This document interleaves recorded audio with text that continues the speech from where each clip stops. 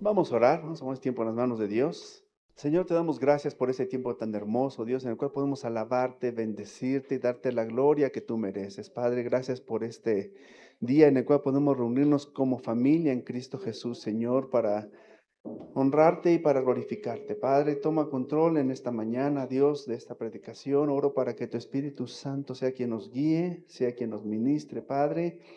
Y que las palabras que salgan de mi boca sean guiadas por ti, Señor, para edificación de tu iglesia. Padre, en el nombre precioso de Jesús te doy muchas gracias. Amén. Vamos a ver la palabra de Dios en la traducción, en la nueva traducción viviente. Vamos a ver el Salmo 27:13. Salmo 27:13 dice: Sin embargo, yo confío en que veré la bondad del Señor mientras estoy aquí en la tierra de los vivientes. Esa predicación la he titulado Dios es bueno. Y aquí en este salmo, la palabra de Dios dice: y veré la bondad del Señor mientras estoy aquí. ¿Dios es bueno, hermanos? ¿Dios es bueno, hermanos? ¿Sí recuerdan que un pastor hace tiempo, cada que predicaba, nos decía, Dios es bueno?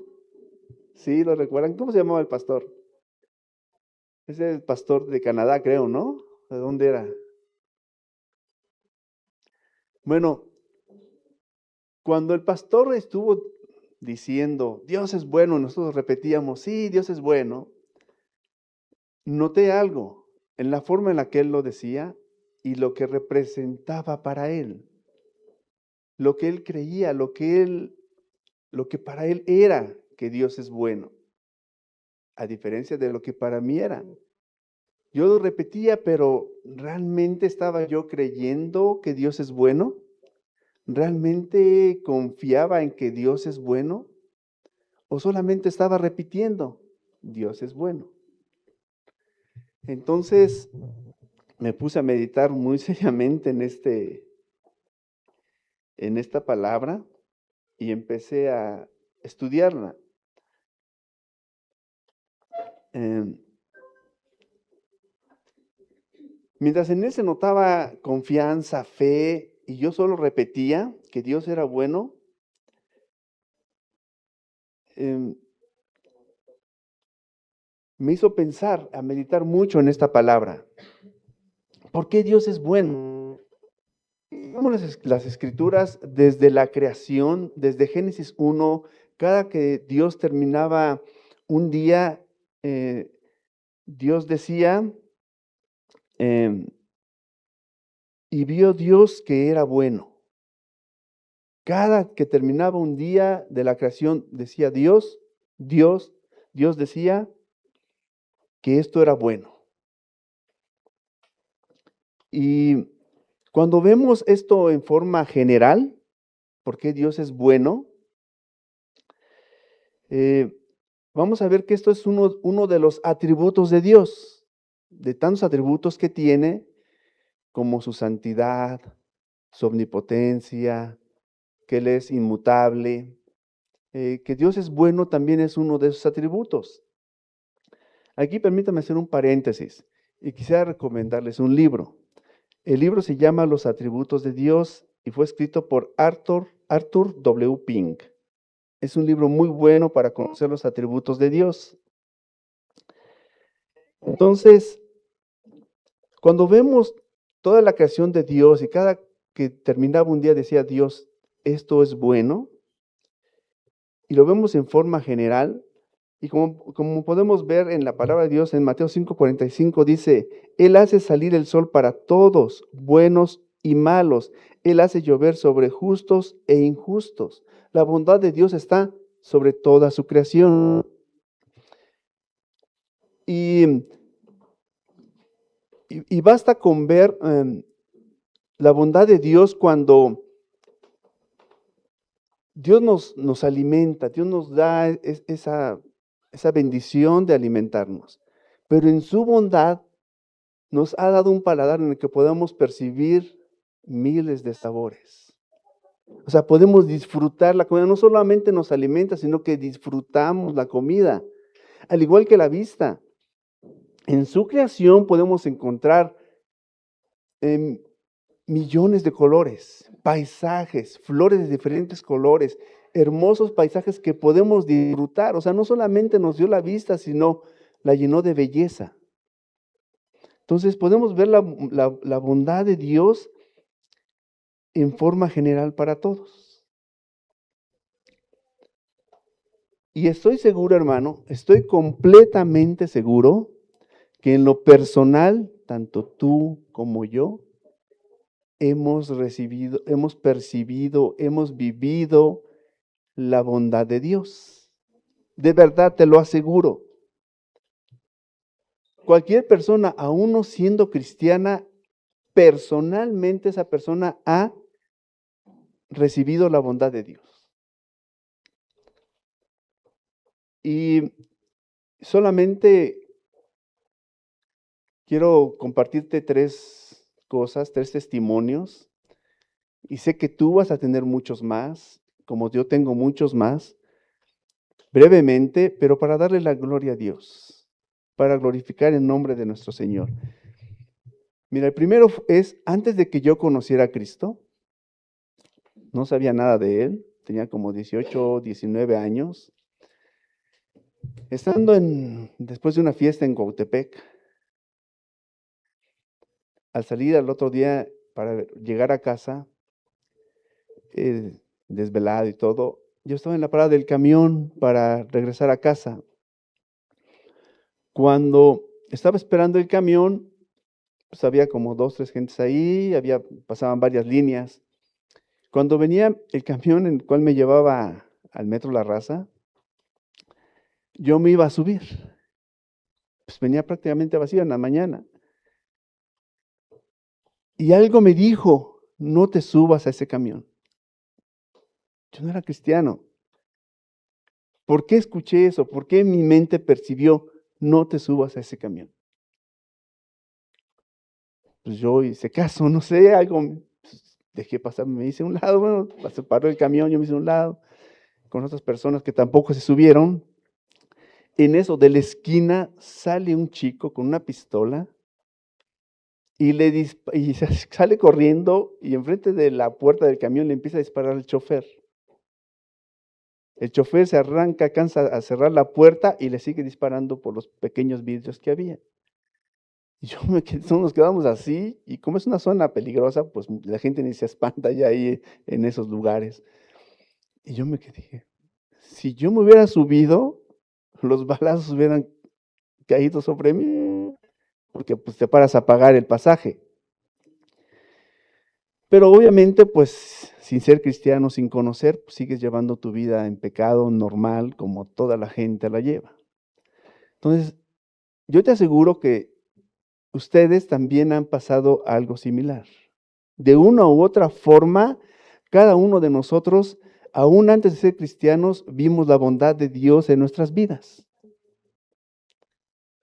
La otra es, hermano, cuando nosotros teníamos poco tiempo de ser cristianos, teníamos como 2 años más o menos, teníamos a Jorge de 6 años y a Cristian acabado de nacer, poco tiempo, pocos meses de haber nacido.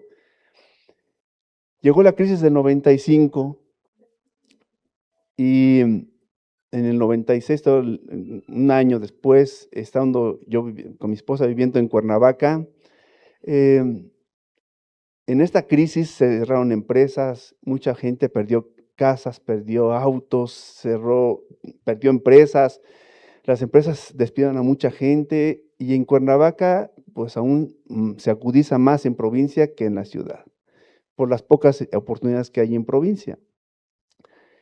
Entonces estamos viendo una situación bien complicada, pero no nos queríamos venir a México, queríamos quedarnos en Cuernavaca. En esta ocasión teníamos 100 pesos y un poquito más. Le di a mi esposa los 100 pesos para que comprara despensa porque ya no teníamos por donde, lo que podías conseguir, ¿no? Un poquito de trabajo, haciendo algo, lo que sea, conseguías algo. Entonces conseguí el dinero, un poquito de dinero, le dejé 100 pesos a mi esposa, yo me quedé con algo para los pasajes. Y cuando regreso, pues mi esposa se fue al súper con Jorge y mi hijo, y Cristian en brazos, se fue a comprar la despensa. Prácticamente llegamos en la tarde al mismo tiempo. Ella acaba de llegar. Yo llegué y veo en la casa muchísimas bolsas de súper, pero muchísimas bolsas de súper. Y le pregunto, bueno, ¿y cómo compraste todo esto? Dice, pues con lo que me diste. Digo, no, aquí hay muchísimo más de 100 pesos, o sea, no, o 100 nuevos pesos en aquel tiempo. No es posible que aquí, eso es muchísimo más. Me dice, pues yo llegué, tomé el carrito y empecé a ver promociones de pañales, promociones de leche, promociones de esto, y yo empecé a echar en el carrito las promociones, todo lo que nos hacía falta. Cuando llegó a la caja y vio la cantidad, el carrito lleno de productos, dijo, ¿qué hice? No me va a alcanzar. Y con ese temor dice, pues ya a ver para lo que me alcance. Empiezan, pagó, le sobró dinero, se fue a casa en taxi y cuando me dice, y todavía me sobró dinero. Digo, no, amor, es que es imposible. Pues así fue. Y obviamente lloramos, le dimos la gloria a Dios, le dimos las gracias por ese milagro y fue algo hermoso. Ya siendo cristianos, entonces Dios está contigo siendo bueno antes de ser cristiano. Toda tu vida que pasaste sin ser cristiano. Cuando eres cristiano, Dios sigue siendo bueno. Y aún siendo cristiano, cuando pecas, cuando haces las cosas mal, cuando vas en contra de su voluntad, Dios también es bueno. Hermano, el siguiente testimonio es, hace unos años se me ocurrió comprar una camioneta muy barata. Dije, wow, una super oferta. En mi orgullo, en mi soberbia, yo dije, no, pues es la oportunidad y van a decir que soy muy bueno yo para comprar autos. Y bueno, en fin, uno empieza ahí a hacerse con el ego muchísimas, en la arrogancia, ¿no?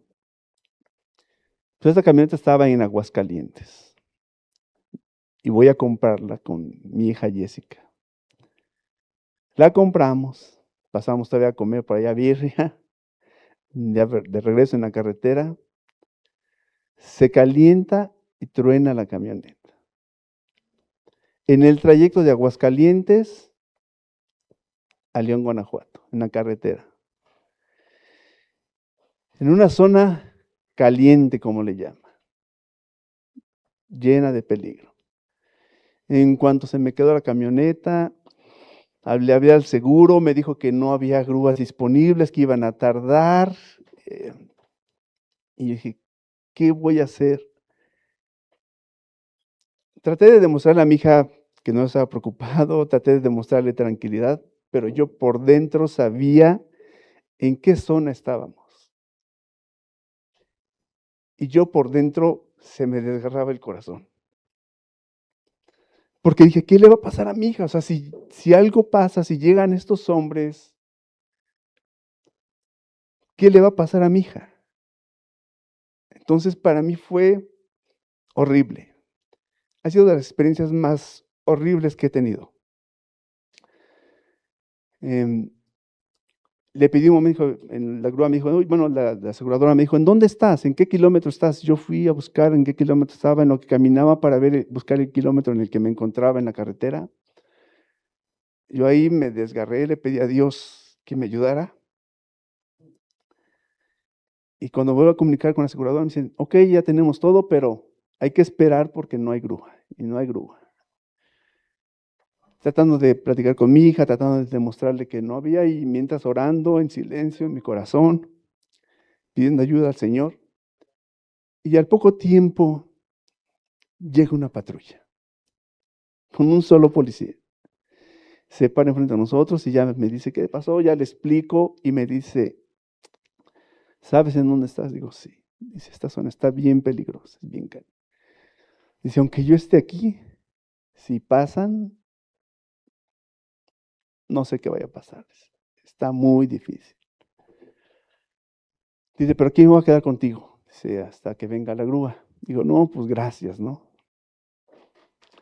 Pasaban las horas y nada, no se acercaba la grúa. Yo dije, no, ¿sabes qué? Si empieza a hacerse de noche, dejo la camioneta y me voy con el poli a León, a Guanajuato, y ahí buscamos un hotel y pues, que pase lo que tenga que pasar con la camioneta, pero pues a mi hija ya la saco de aquí. Bueno, gracias a Dios llegó la grúa, nos llevó ahí a Guanajuato y todo. Para mí fue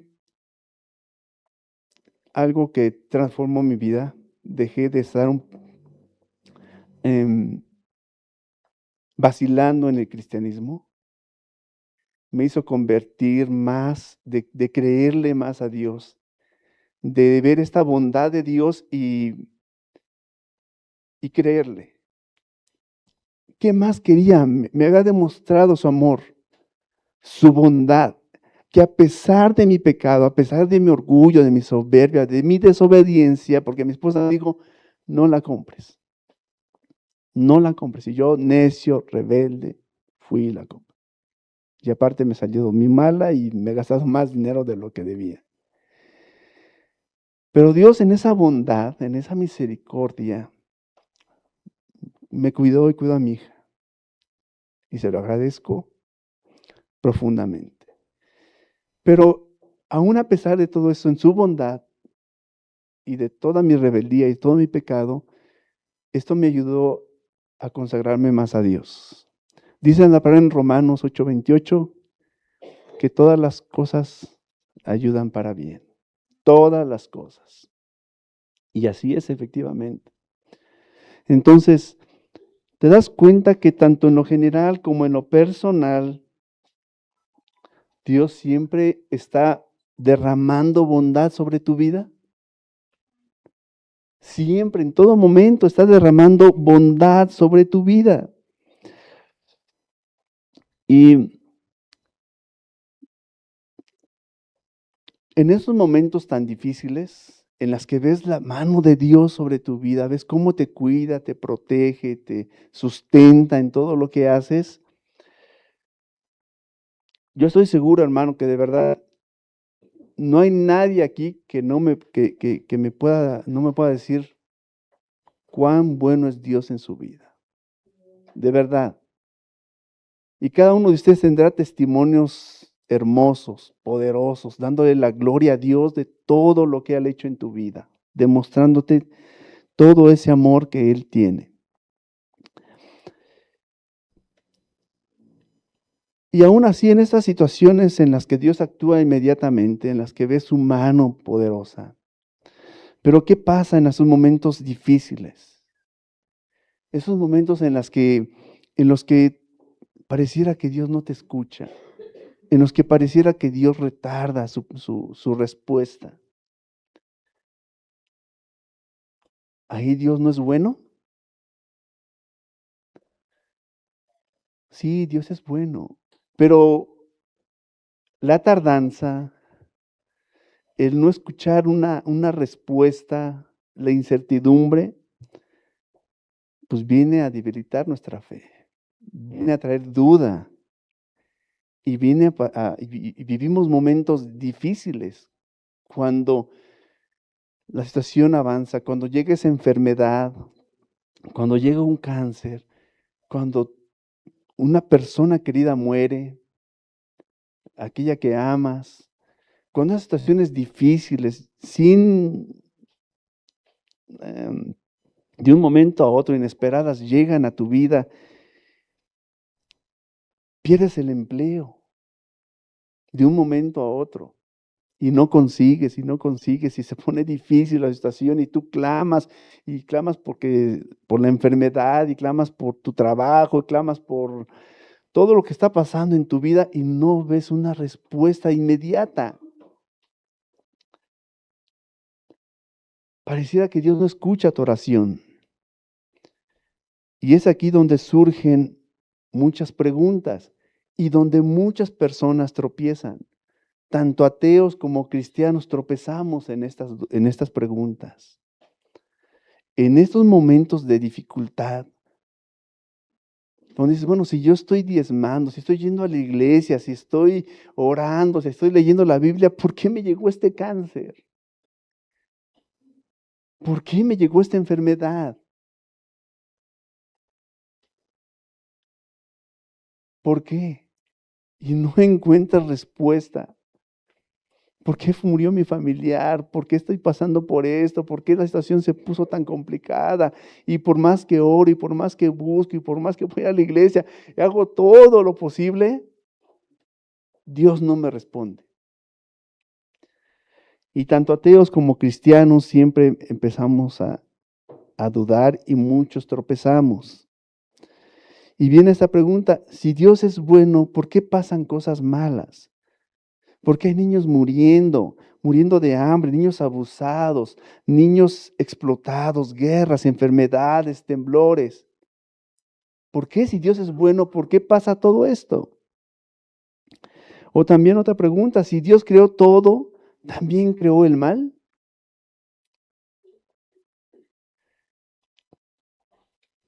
Hermano, esas dos preguntas me gustaría responderlas, pero el tiempo no me va a alcanzar. Tienen que ser contestadas por aparte.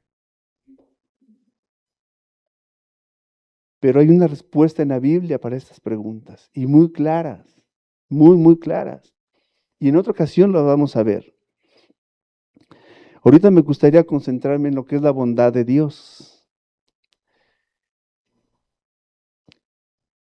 Otra pregunta que se hace, nos hacemos o se escucha y dicen, ¿por qué le pasan cosas malas a las personas buenas?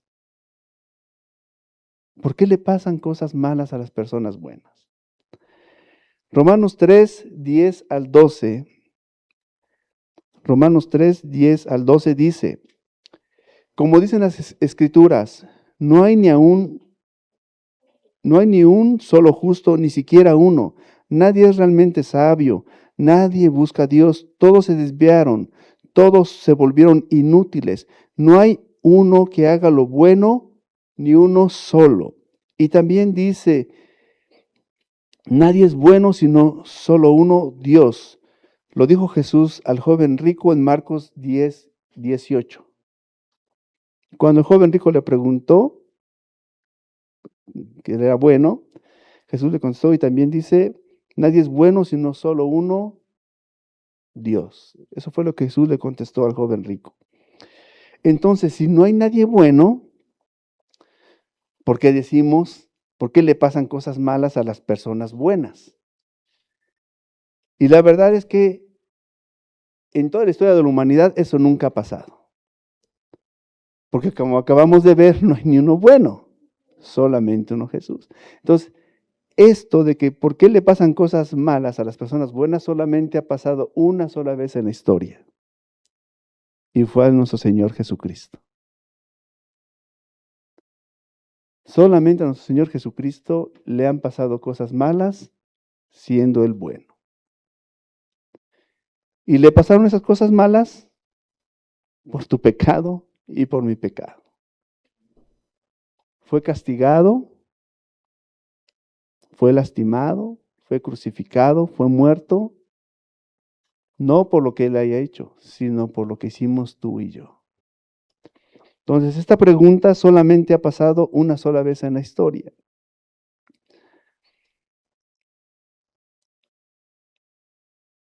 Y hoy también quiero que veamos en otra parte de la bondad de Dios, vamos a ver a Santiago. ¿Quién fue Santiago? Vamos a ver Marcos 3, 31 al 32.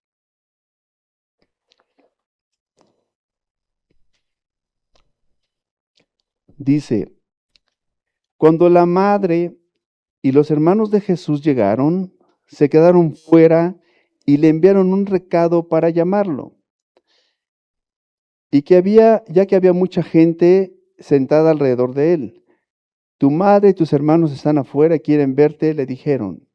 Y mirando a los que estaban a su alrededor, añadió: estos son mi madre y mis hermanos. Como vemos en este pasaje, la madre de Jesús y sus hermanos fueron a buscarlo. Mateo 13, 53 al 56. Mateo 13, 53 al 56. Al terminar de exponer estos simbolismos, Jesús fue a Nazaret de Galilea, al pueblo de su niñez, y allí enseñaba en la sinagoga. La gente estaba maravillada con su sabiduría y por sus milagros. ¿Será posible?, comentaban. Este es el hijo de María y el carpintero y hermano de Jacobo, José, Simón y Judas. Sus hermanas viven aquí mismo. ¿De dónde habrá sacado tanta sabiduría? Aquí vemos cómo ya se les pone nombre a los hermanos de Jesús: Jacobo, José, Simón, Judas y sus hermanas. En Juan 7, 3 al 4, Juan 7, de 3 al 4, dice: los hermanos de Jesús le dijeron: tienes que salir de aquí, vete a Judea para que tus discípulos vean las obras que haces, porque nadie puede darse a conocer si hace las cosas en secreto. Ya que haces estas cosas, deja que el mundo te conozca. Ya que nuestros hermanos creían en él. Aquí vemos cómo sus hermanos no creían en Jesús. Todos sus hermanos no creían en él. Ahora, ¿qué tiene que ver Santiago con esos versículos que acabamos de leer?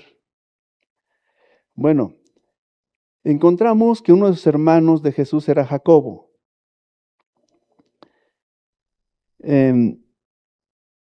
Y Jacobo es Santiago. Pero ¿cómo pasa eso?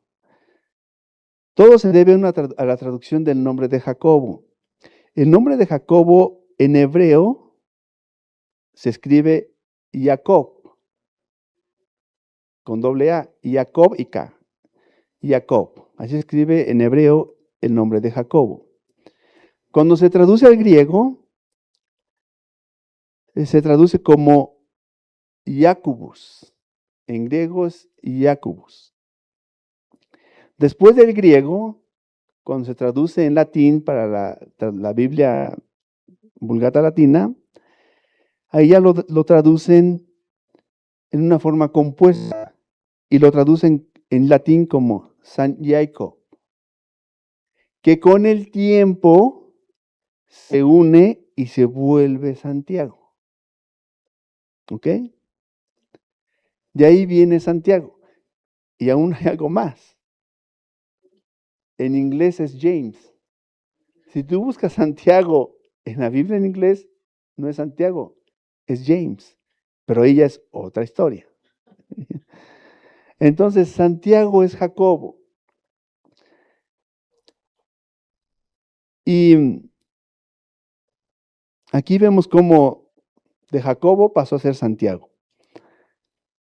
Pero si los hermanos de Jesús, y ahí incluido Jacobo, no creían en Jesús, ¿por qué tenemos el libro de Santiago? Bueno, después de la muerte y resurrección de Jesús, sus hermanos creen en él, se convierten al cristianismo. Y en Hechos 1, 13 al 14, dice: allí, en el aposento alto de la casa, se reunieron para orar.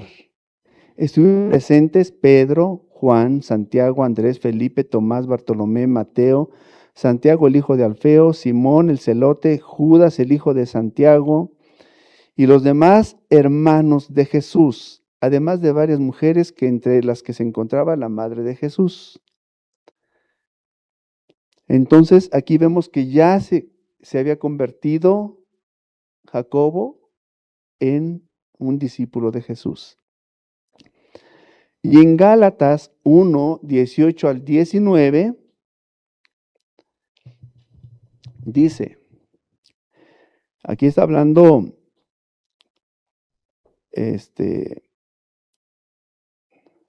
em, ay, se me fue su nombre, Pablo. Gálatas 1, 18 al 19 dice, 3 años más tarde fui a Jerusalén a hablar con Pedro y estuve con él 15 días. Aparte de él, el único apóstol que vi fue a Jacobo, el hermano de nuestro Señor Jesús. Ahí ya claramente nos damos cuenta de que Pablo está tomando como apóstol al Señor Jesús. Después de que se convierte a Jesús, después de su muerte y resurrección, después llega a ser hasta apóstol. Ahora, según los teólogos, el libro de Santiago fue escrito por Santiago, el hermano de Jesús.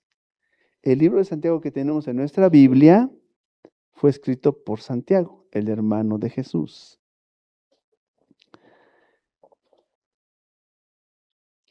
Ahora, ¿qué tiene que ver todo esto con la bondad de Dios? Se preguntarán. Bueno,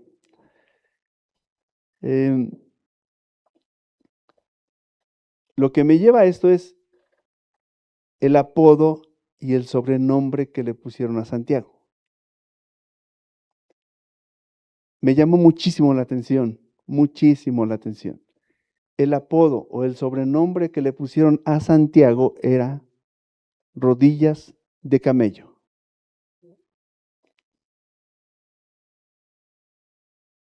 ¿Por qué le dirían así? Una de dos, o desde nacimiento ya tenía problemas en sus rodillas, o sucedió después. ¿Qué te imaginas? ¿Por qué? ¿Por qué se le hicieron rodillas de camello? ¿Por orar? Yo opino que es por orar. ¿De qué otra forma se le pueden hacer rodillas de camello? O sea, ¿cómo son las rodillas de un camello? Aplastadas, anchas, ¿no? Planas. En mi opinión personal, yo pienso que este apodo se debió a que él, se hicieron las rodillas de camello, a que él oraba mucho. Tal vez estés de acuerdo, tal vez no, pero bueno, es mi opinión, tal vez tengas otra. Pero ¿por qué le dirían rodillas de camello si no tenía rodillas de camello? ¿Por qué me dirían gordo si no estoy gordo? Entonces, si fue porque él oraba mucho, porque una persona que no creía en él se convierte y después se le vuelven las rodillas de esa manera. ¿Por qué esa transformación? Y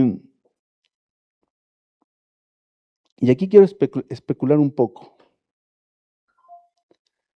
tal como lo hace la serie de Los Elegidos. Su intención de Los Elegidos fue tratar de darnos la información de cómo eran los tiempos de Jesús. Entonces contrataron teólogos, contrataron arqueólogos, contrataron todo tipo de gente que muy informada con respecto a aquella época de Jesús, de cómo se comportaban, cómo eran, qué hacían, para formar la historia alrededor de Jesús y tratar de hacerla lo más verídica posible. Eso fue la intención de Chosen, de Los Elegidos. Entonces especularon un poco con respecto a todo, a lo que vemos en esta serie, pero tratando de ser lo más fiel posible a lo que pasaba en esos años. Y así quiero especular un poquito con respecto a la vida de Santiago. ¿Por qué se le hicieron rodillas de camello? Y esto me lleva a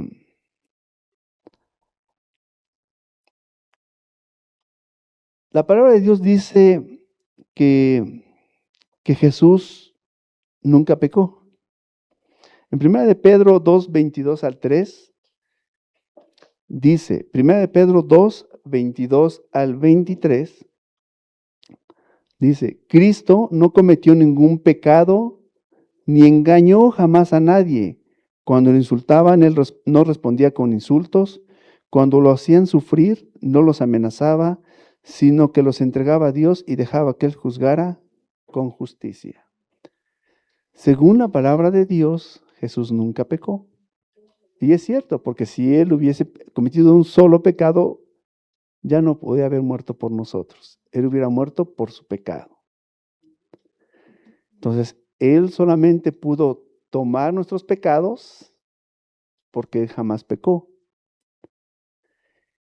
Entonces, si Jesús jamás pecó, ¿cómo crees que fue su niñez, su adolescencia y su adultez?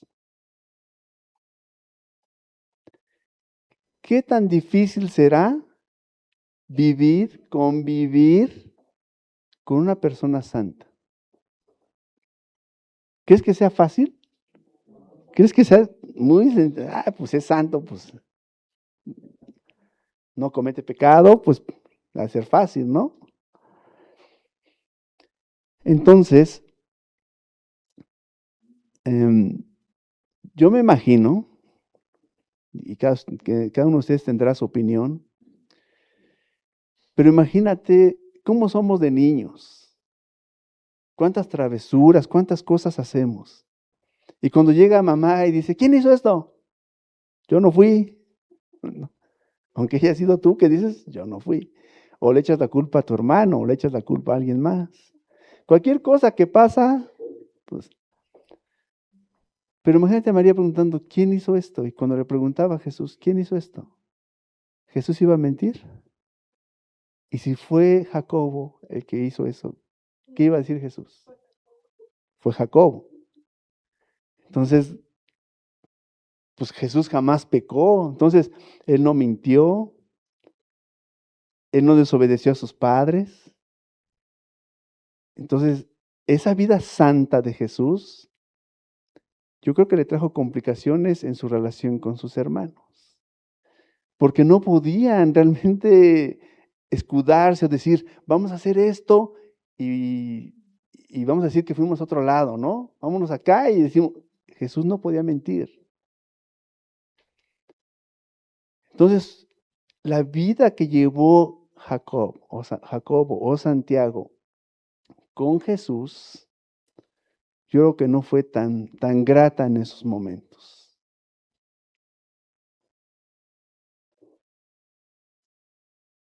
Yo me imagino, no sé qué tan difícil haya sido para Jacobo convivir con Jesús siendo una persona que nunca pecó. Entonces, el vivir con una persona santa es muy distinto a vivir o convivir con una persona santurrona, que ahí puedo caer yo. Y tal vez puedas caer tú, tal vez, no lo sé, pero yo sí puedo caer en esta. Veamos Romanos 1:29. Romanos 1:29 dice, se entregaron a toda clase de injusticias e inmoralidades sexuales, de perversidad, avaricia y maldad. Están llenos de envidias, homicidios, contiendas, engaños y perversidades. Hablan de los demás con mentiras, son enemigos de Dios, insolentes, engreídos, vanidosos, inventan nuevas formas de pecar y continuamente desobedecen a sus padres. Fingen que no entienden y quebrantan sus promesas. No tienen afecto por nadie ni sienten compasión por los demás. Saben muy bien que el castigo que impone Dios por estos delitos es la muerte. Sin embargo, continúan continuamente y se deleitan cuando otras personas las practican. Por eso no tienes excusa alguna cuando juzgas a otros. Pues cuando lo haces te condenas a ti mismo, ya que cometes los mismos actos que ellos.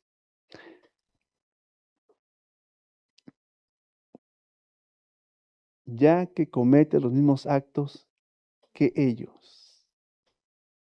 Una persona santurrona, según yo, Puede ser aquella persona que está juzgando a otros, criticando a otros, señalando a otros cuando hacemos lo mismo. Ahora bien, ya somos cristianos. ¿Dejamos de pecar? ¿Ya somos obedientes a los padres? ¿Ya no mentimos? ¿Ya no vemos cosas impuras?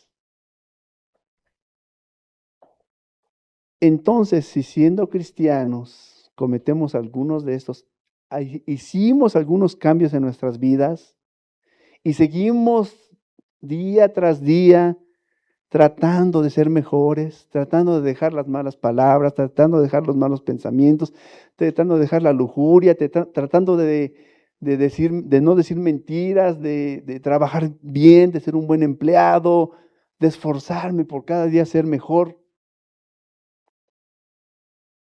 Pero sigo cometiendo algunos de estos pecados. ¿Por qué juzgo a otros? ¿Por qué señalo a otros? ¿Por qué los juzgo si yo hago lo mismo? ¿Qué dice la palabra de Dios en el versículo al final? Por eso no tienes excusa alguna cuando juzgas a otros, pues cuando lo haces, te condenas a ti mismo, ya que cometes los mismos actos que ellos. Entonces, una persona santurrona es aquella que está juzgando, criticando a los demás, y nosotros cometemos algunas de esas cosas. Pero Jesús no, Jesús era santo. Ahora bien, vamos a tomar los evangelios como referencia para ver a Jesús. ¿Cómo era Jesús? ¿Cómo describen los evangelios a Jesús? ¿Qué hacía Jesús cuando llegaba ante una persona que pecaba? Cuando le llevaron a la mujer que tomaron en adulterio, cada que había una persona que pecaba, ¿cómo trataba Jesús a esa persona?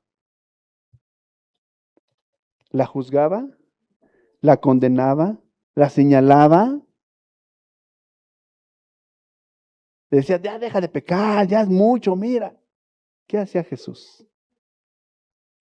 La trataba con amor. La trataba con amor. Ahora bien, como era Jesús en los evangelios, como lo trata, como lo relata en los evangelios, ¿cómo piensas que era Jesús? ¿Cómo fue Jesús en su niñez, en su adultez, antes del ministerio? ¿Cómo fue Jesús con su familia? ¿Crees que se la pasaba juzgando, criticando a Santiago, a Jacobo? ¿Crees que le decía, ¿por qué estás haciendo eso, hermano? Ya dije que no lo hagas, que estás ofendiendo a Dios. ¿Crees que se la pasaba juzgando y criticando a todos a sus papás, a sus hermanos, a sus vecinos? Tomando como referencia lo que conocemos de Jesús. Yo creo que toda su vida fue igual. Yo creo que él toleró el pecado de toda esa gente, toleró el pecado de sus hermanos, de sus padres. Yo creo que siempre fue respetuoso, siempre los honró, aunque ellos pecaran, siempre honró a sus padres, siempre cuidó, protegió a sus hermanos, a su familia, como lo vemos en las Escrituras, en el Evangelio. No condenaba, sino siempre cuidaba, protegía, se daba por los pecadores, los amaba a los pecadores. Yo me imagino que eso hacía con Santiago, con su mamá, con sus hermanas, con todos los que siempre cuidó, protegió y se dio por ellos.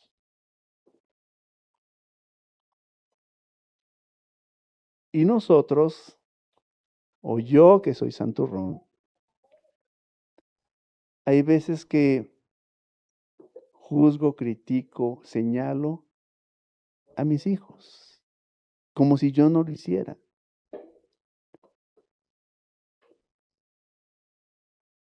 Que se tatuó. Ay, ¿por qué te tatuaste? ¿Cómo es posible? Eres un pecador, mira, Dios no te... Podemos decirle miles cosas a nuestros hijos, pero de verdad, yo no he hecho cosas peores que mi hijo que se tatuó. Dios no me perdonó cosas peores que un tatuaje.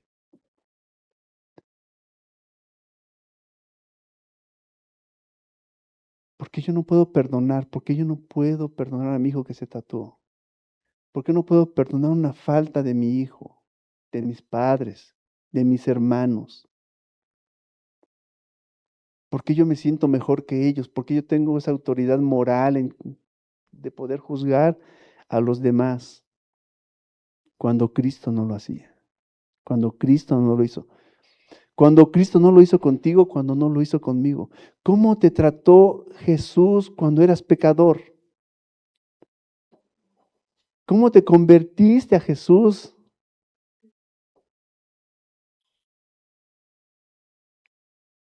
¿Cómo te trajo Jesús a sus pies? Con amor, con mucha paciencia. Te cuidó, te protegió de miles de cosas antes de que llegaras a Él. Te sustentó, te alimentó, te cuidó.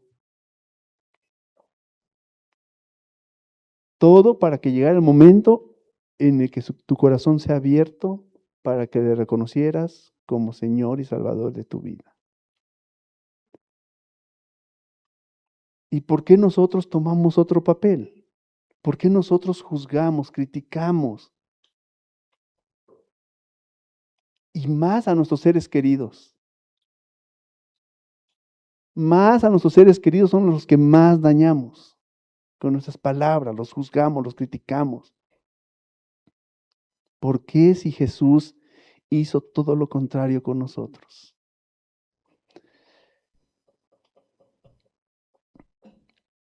Las únicas palabras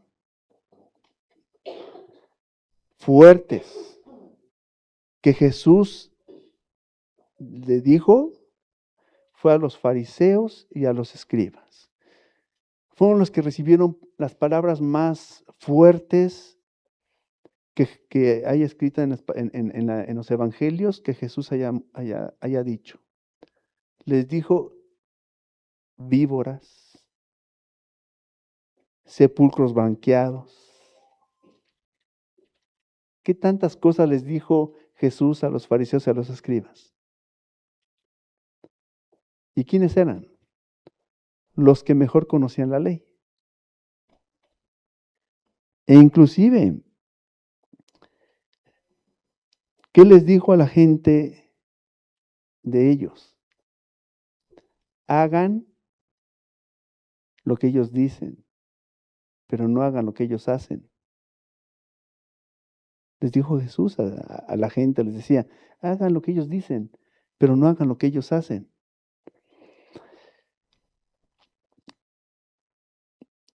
Ahora,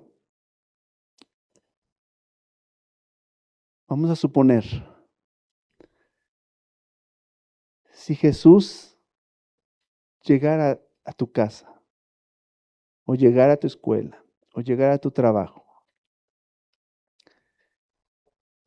¿cómo trataría a tu hijo que no es cristiano? ¿Cómo trataría a tus padres que no son cristianos? ¿Cómo trataría a tu esposo o a tu esposa que no es cristiana? ¿Cómo trataría a Jesús a ellos que no son cristianos? ¿Con amor? ¿O cómo los tratas tú? ¿Les tienes paciencia?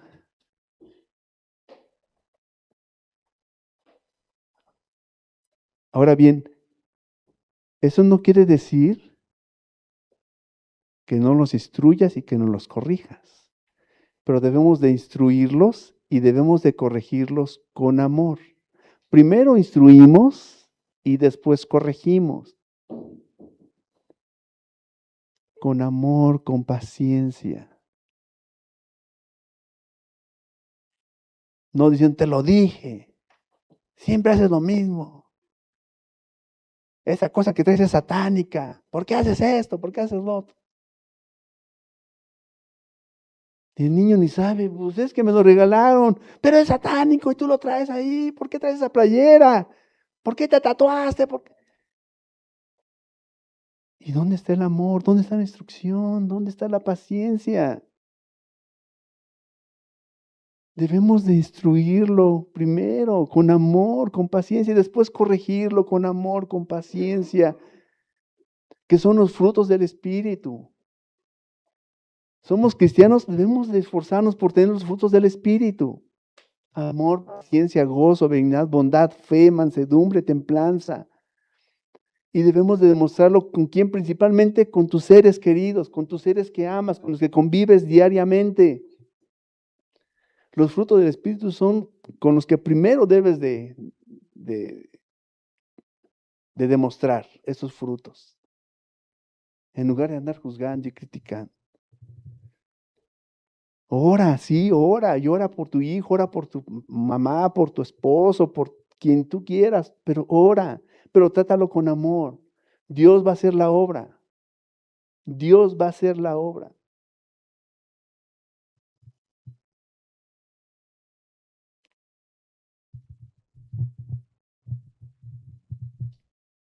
¿Cómo sería Jesús en tu casa? ¿Cómo sería Jesús en tu escuela? ¿Cómo trataría Jesús a tus amigos que no son cristianos?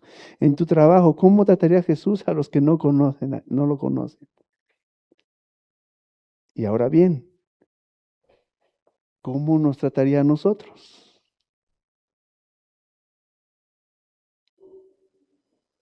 ¿Nos diría como a los fariseos o a los escribas?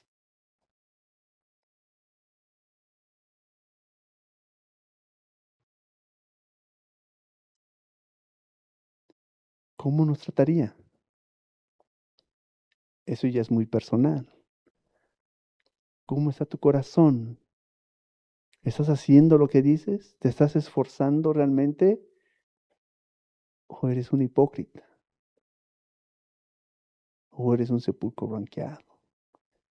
¿O realmente estás obedeciendo, esforzándote por seguir a Jesús? Porque nosotros ahorita estamos como los escribas y fariseos que conocemos la ley y las demás personas que no conocen a Jesús, ese familiar que tienes que no conoce a Jesús. Yo creo que sería muy bueno meditar en esa bondad de Dios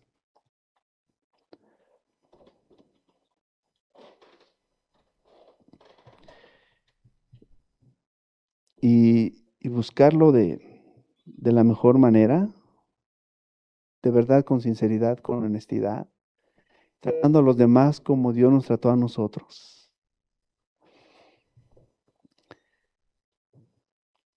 Y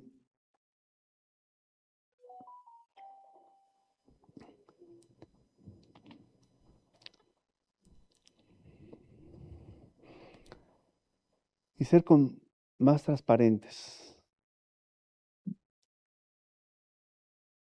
Deja a un lado el orgullo, la soberbia. No somos más que los que no conocen a Jesús. Somos iguales que ellos, solamente que hemos sido perdonados por Cristo.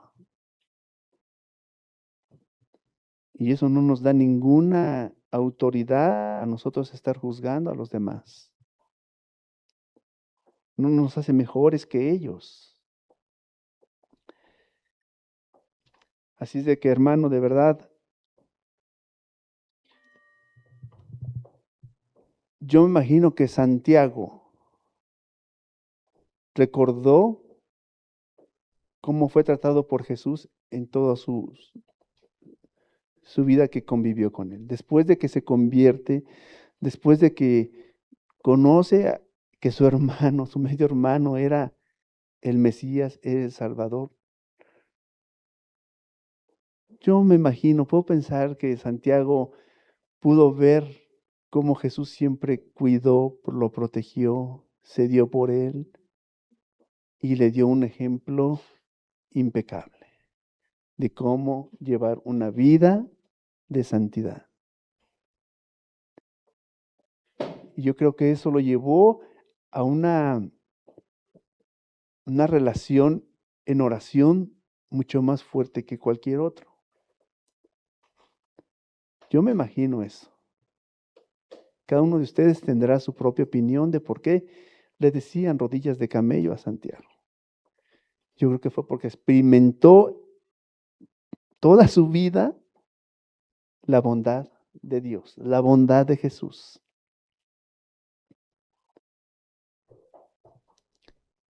Y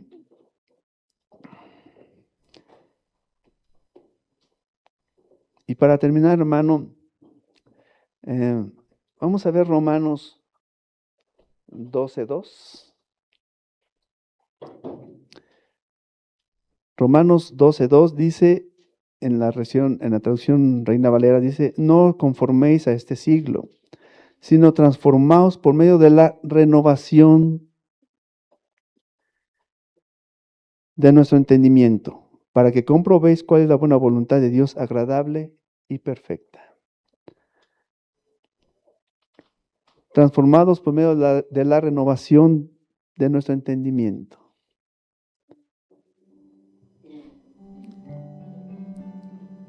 Si no transformamos nuestra mente a la mente de Cristo, vamos a seguir batallando, queriendo nosotros ser, creyéndonos ser mejores que los demás. Y se trata de ser más como Jesús. Y si de Jesús nunca recibiste una condenación, nunca te juzgó, ¿por qué nosotros hacemos lo mismo y más con aquellos que amas? Renovaos en nuestro entendimiento, renueva tu mente. Hay unas palabras en latín que dice en una oración que dice coram Deo. ¿Qué quiere decir esta palabra coram Deo en latín? Esta frase literalmente se refiere a algo que sucede en la presencia o delante del rostro de Dios. Vivir coram Deo es vivir es vivir toda la vida en la presencia de Dios. Y eso solamente puede ser por medio de la renovación de nuestra mente. Llevar una vida en coram Deo es llevar una vida siempre en la presencia de Dios, siempre estando en la presencia de Dios. Una vida bajo la autoridad de Dios y para la gloria de Dios. Así tiene que ser nuestra vida. Vivir toda tu vida coram Deo. Una vida con integridad.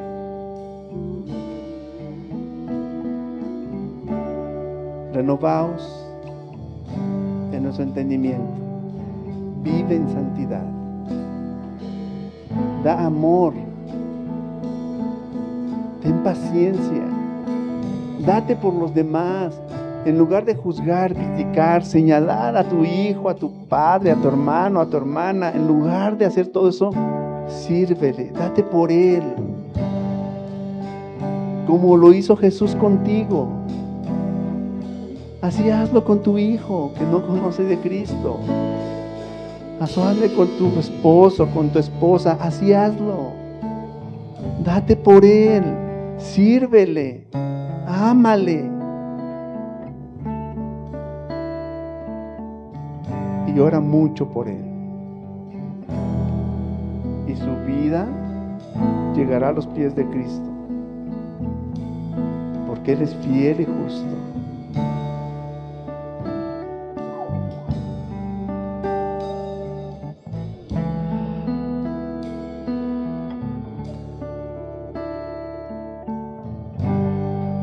Es tiempo de renovarnos. Tiempo de renovarnos para la gloria y honra de nuestro Señor Jesús.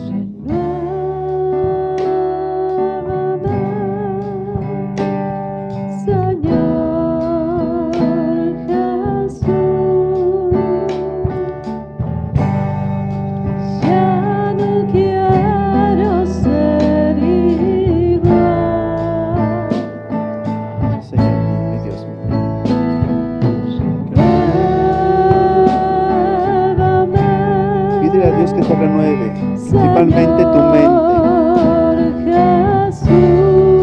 Que tengas la mente de Cristo. seas como Cristo. Ama, perdona, ayuda, date por los demás. Instruye a tu hijo y te dará descanso. Ámalo. Deja de criticarlo, deja de juzgarlo. Necesita ser cambiado. Y date por él. Bendito eres, Señor. Dentro de mi corazón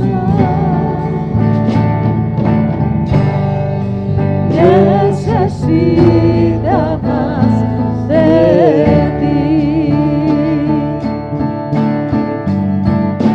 porque todo lo que hay dentro de mí necesita ser cambiado, Señor. Todo lo que hay dentro de mi corazón necesita más de ti.